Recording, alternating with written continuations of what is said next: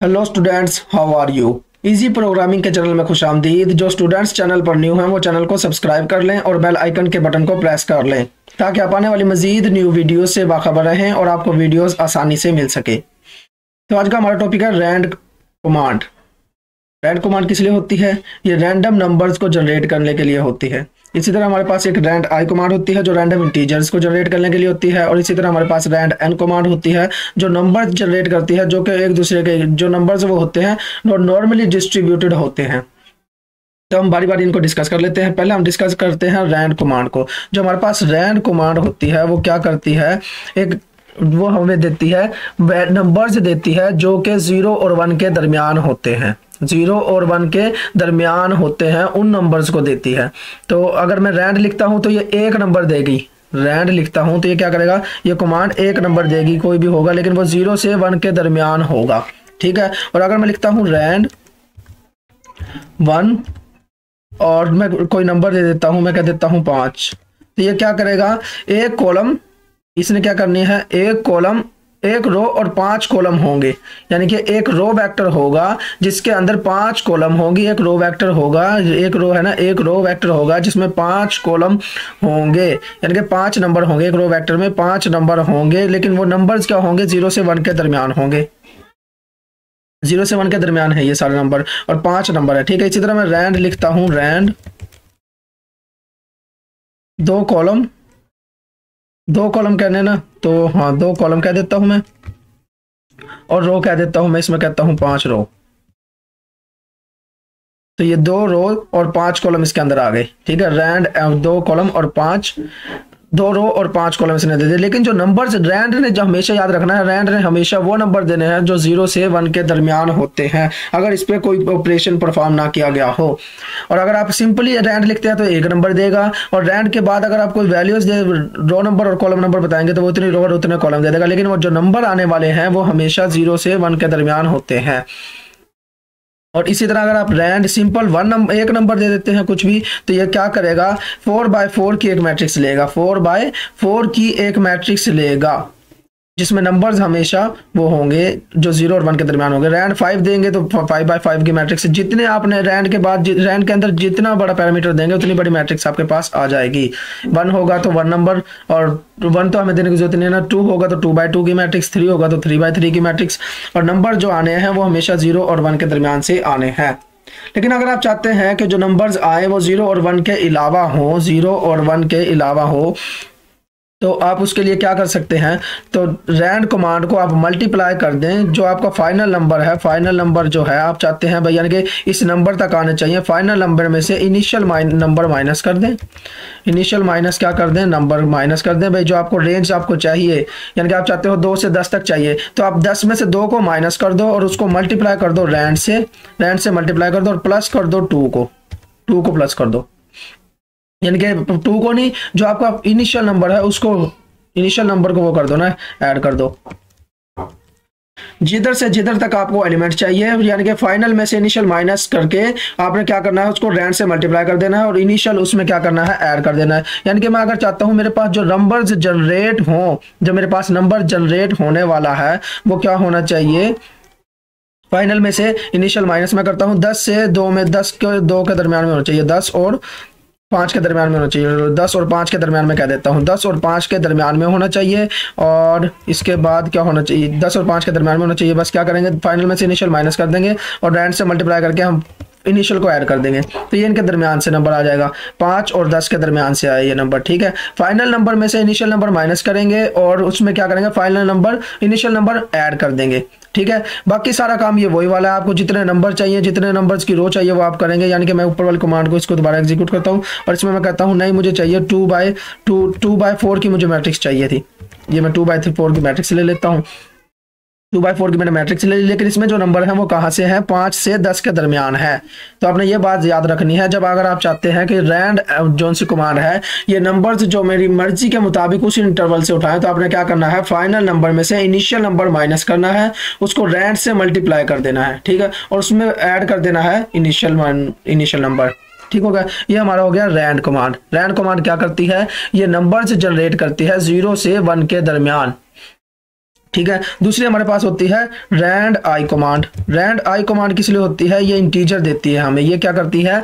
Integer देगी, ठीक है। और इंटीजर कहाँ से कहाँ तक देगी, इसके लिए हमें इसको बताना पड़ेगा। जो जीरो से लेकर, ये जीरो से लेकर क्या करे, जिस नंबर तक आप इसको बताएंगे ये उधर तक आपको कोई ना कोई नंबर देगा। यानी कि आप 15 कह रहे हैं तो ये 0 से लेकर 15 तक, या 15 भी दे सकता है, 15 में से कोई और नंबर भी दे सकता है, ये उनमें से कोई नंबर देगा, ठीक है। 0 से लेकर 15 तक। अब इसने 6 दे दिया। इसी तरह मैं दोबारा रैंड आई करता हूँ, 15 दोबारा लिखता हूँ तो ये क्या करेगा, इनमें से कोई नंबर दे देगा 12। इसी तरह मैं रैंड आई दोबारा लिखता हूँ, रैंड आई दोबारा लिखता हूँ और नंबर देता हूँ 15। तो ये अपनी मर्जी से कोई भी नंबर देगा, लेकिन 0 से 15 के दरमियान तक ही रहेगा, ठीक है। रैंड आई क्या करता है? इंटीजर देता है। तो सबसे पहले आपको बताना जरूर पड़ता है कि भाई मुझे इससे पीछे पीछे चाहिए, यानी कि मैक्सिमम नंबर आपको जरूर देना पड़ेगा भाई, 15 से पीछे पीछे रहना चाहिए। और ये 0 से तो आगे होगा, ये हमें पता है, यह पता लग जाना चाहिए, ठीक है। अब रैंड आई करता हूं, मैं मैक्सिमम नंबर देता हूं। मैक्सिमम नंबर देने के बाद मैं इसको इसी तरह रेंज दे सकता हूं। मैं कहता हूं मुझे चाहिए एक रो चाहिए जिसमें एलिमेंट कितने होने चाहिए? 5। एक रो जिसमें एलिमेंट कितने होने चाहिए? 5।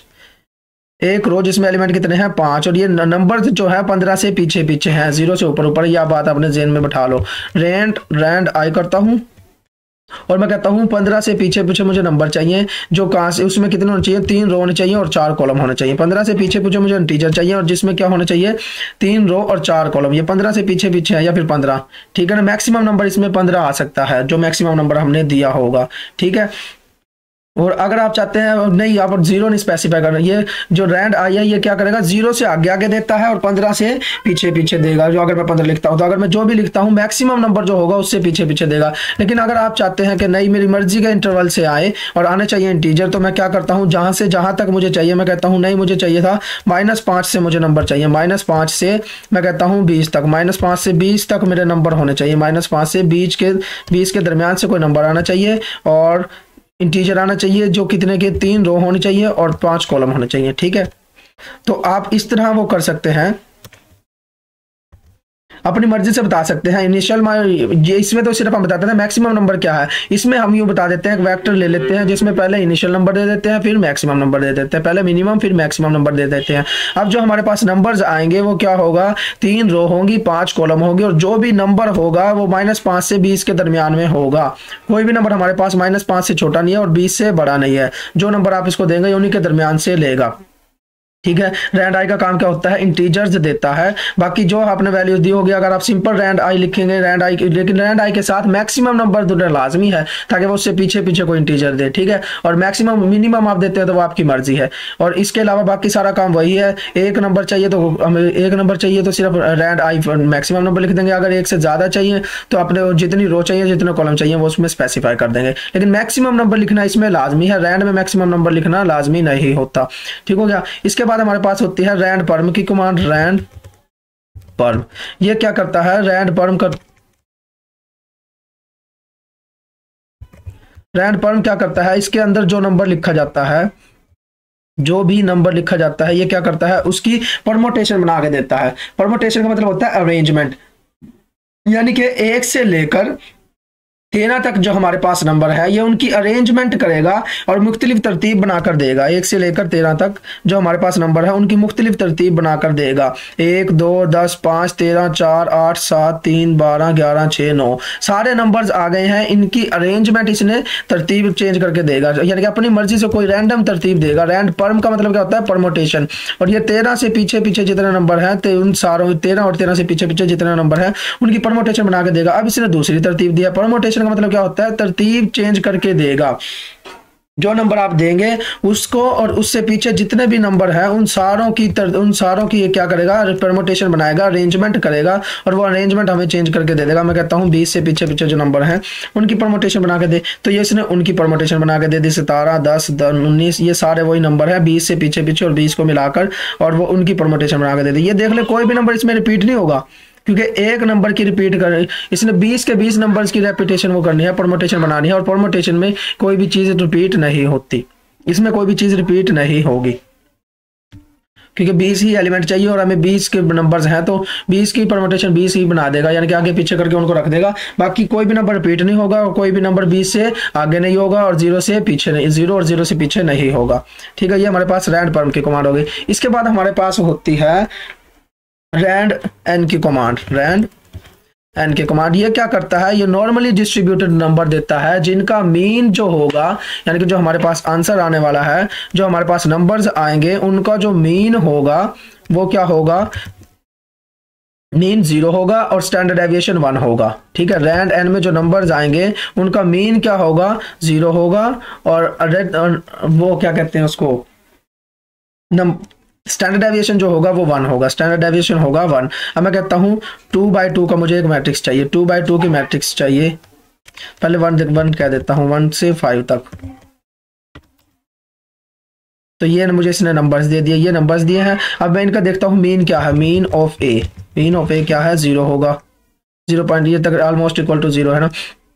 और स्टैंडर्ड डेविएशन इसका क्या है, स्टैंडर्ड डेविएशन ऑफ ए ये 1 होगा, तकरीबन 1 के करीब है। ठीक है, यानी कि 1 ही होगा ये इसमें, क्योंकि नंबर्स है ना इनमें, इन्होंने इसने जब अप्रोक्सीमेट किया था तो इनको दोबारा सम करते हुए इसने अप्रोक्सीमेट की, तो इसने वो गलती नहीं की, यानी कि एक्यूरेसी थोड़ी सी कम हो गई। तो ये आपने जेन में रखना है। रैंड एन जो करता है वो क्या करता है, रैंडम नंबर्स देता है, रैंडम नंबर्स देगा जिनका क्या होगा, वो नॉर्मली डिस्ट्रीब्यूटेड होंगे। नॉर्मली डिस्ट्रीब्यूटेड क्या होते हैं, स्टैट में रीड करते हैं स्टैट वाले। तो बस आपने ये रखना है, इनका जो मीन होगा वो क्या होगा, 0 होगा और स्टैंडर्ड डेविएशन जो होगा 1 होगा। मीन 1 और स्टैंडर्ड डेविएशन क्या होगा, मीन 0 स्टैंडर्ड डेविएशन 1। और जो जितने एलिमेंट के जितने आपको एलिमेंट चाहिए, जितने रोज के जितने कॉलम आप वो इसको बता दें, आपको चाहिए 4 रोज 3 कॉलम, तो ये वो आपको दे देगा। लेकिन इनका जो मीन होगा, वो 0 होगा और स्टैंडर्ड डेविएशन क्या होगा, 1 होगा। ठीक हो गया। और आप इसको अगर आप अपनी मर्जी से चाहते हैं कि नहीं भाई इसका जो मीन है वो मेरी मर्जी से करना है, जो स्टैंडर्ड डेविएशन है वो भी मेरी मर्जी से करना है, तो वो आप अपनी मर्जी से कर सकते हैं, वही काम करेंगे। लेकिन जो हमने पहले किया था रैंड के साथ हम क्या करेंगे, standard deviation minus mean, standard deviation minus mean, जो आपको स्टैंडर्ड डेविएशन चाहिए उससे मीन माइनस कर देंगे, मल्टीप्लाई कर देंगे रैंड एन से और ऐड कर देंगे इसमें, ऐड क्या कर देंगे इसमें, जो आपको साइज चाहिए साइज देंगे और इसमें ऐड क्या कर देंगे आप, मीन को ऐड कर देंगे। ठीक है, बाकी सारे अब ये क्या करेगा, मीन आपकी मर्जी का लेगा, स्टैंडर्ड डेविएशन आपकी मर्जी का लेगा, जो इस एलिमेंट जनरेट करके देगा उनका मीन भी आपकी मर्जी के मुताबिक होगा, स्टैंडर्ड डेविएशन भी आपकी मर्जी के मुताबिक होगा। यानी कि मैं वेक्टर ले लेता हूँ ए, जिसमें मैं कहता हूँ स्टैंडर्ड डेविएशन उसको होना चाहिए 3 और मीन उसको होना चाहिए 2। ठीक है, और मल्टीप्लाई कर दूंगा रैंड एन से, रैंड इसमें मैं रैंड एन दूंगा और इसको साइज बता देता हूं। मैं कहता हूं एक वेक्टर चाहिए जिसमें एलिमेंट कितने होने चाहिए, 8। एक वेक्टर जिसमें एलिमेंट कितने होने चाहिए, 8 एलिमेंट देगा।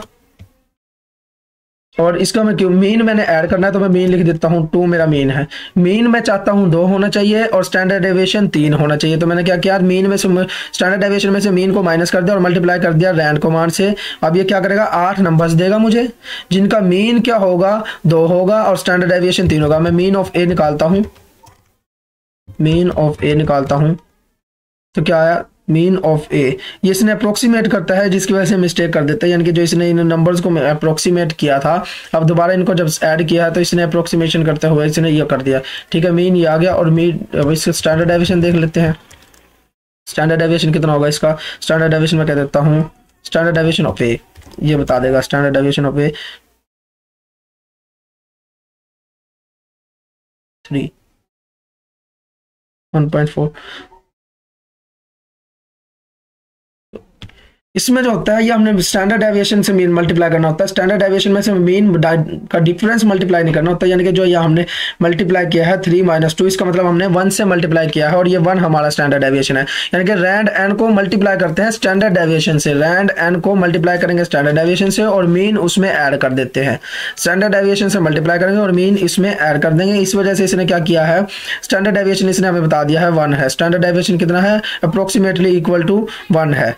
ये अप्रोक्सीमेशन करता रहता है जिसकी वजह से इसने ये नंबर हमें दिया है। इसका मतलब क्या है, 1 है और इसका मतलब क्या है, 2 है। अगर इसको हम अप्रोक्सीमेट कर लेते हैं, क्योंकि ये इसने नंबर्स दिए हैं, नंबर इंटीजर्स नहीं दिया। अगर हम चाहते हैं इंटीजर्स दे तो हम इसमें क्या करते हैं, राउंड की कमांड लगा देते हैं। राउंड लगाएंगे तो मैं कहता हूँ ए इज इक्वल टू राउंड, मैं कहता हूँ इसका मीन मेरी मर्जी का होना चाहिए 3 और स्टैंडर्ड डेविएशन मेरी मर्जी का मीन होना चाहिए, और मैं कहता हूँ इसको मल्टीप्लाई कर दो राउंड क्या कर रैंड एन और इसको रैंड एन मैं कहता हूँ 1 से लेकर 5 मेरे पास एलिमेंट होने चाहिए, और इसमें ऐड कर देता हूँ मीन में चाहता हूँ 2 होना चाहिए। ठीक है, अब ये क्या करेगा मुझे, अब ये इंटीजर्स देगा। अब इंटीजर्स के केस में अप्रोक्सीमेशन नहीं होगी तो ये मुझे फाइनल आंसर क्या करेगा, सही करके देगा। ठीक है, अब मैं मीन ऑफ ए कहता हूँ, मीन ऑफ ए 0.800 आया। अब ये अप्रोक्सीमेशन ही कर रहा है ये इसमें। इसके बाद मीन हो गया, अब ये मीन स्टैंडर्ड डेविएशन ऑफ ए 3.701, यानी कि अप्रोक्सीमेटली ये 3 होगा और वो अप्रोक्सीमेटली इक्वल टू 1 होगा, जो मैं अपनी मर्जी से लूँ।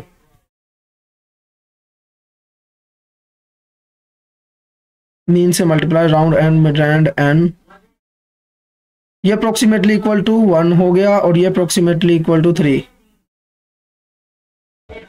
तो हम अपनी मर्जी से मीन और अपनी मर्जी से हम इसमें स्टैंडर्ड डेविएशन हम इसको बता सकते हैं, लेकिन जो हमारे पास मीन होगा उसको हम ऐड करेंगे और स्टैंडर्ड डेविएशन को क्या करते हैं, मल्टीप्लाई करते हैं। तो ये अप्रोक्सीमेटली इक्वल टू इसका हमारा जो आंसर है ये क्या आया था, अप्रोक्सीमेटली इक्वल टू 2 होगा, और नीचे स्टैंडर्ड डेविएशन जो हमारे पास है ये अप्रोक्सीमेटली इक्वल टू 3 होगा। अप्रोक्सीमेटली इक्वल टू ये क्या होगा, 3 होगा। ठीक हो गया, इसका मीन जो है अप्रोक्सीमेटली इक्वल टू 2 है। ये अब मेरा प्रोग्राम थोड़ा सा एरर कर रहा है, पता नहीं क्यों, लेकिन जो हमने करना रैंड एन में होता है, इसमें नॉर्मली डिस्ट्रीब्यूटेड नंबर्स होते हैं जिनका मीन क्या होता है, 0 होता है, और मीडियन स्टैंडर्ड डेविएशन क्या होता है, 1 होता है। और अगर हम अपनी मर्जी से चाहते हैं मीन हमारा ये हो और मीडियन हमारा स्टैंडर्ड डेविएशन ये हो, तो हम क्या करेंगे, मीन को ऐड करेंगे और स्टैंडर्ड डेविएशन को रैंडम इंटीजर से मल्टीप्लाई करेंगे। ठीक हो गया, अल्लाह हाफिज़।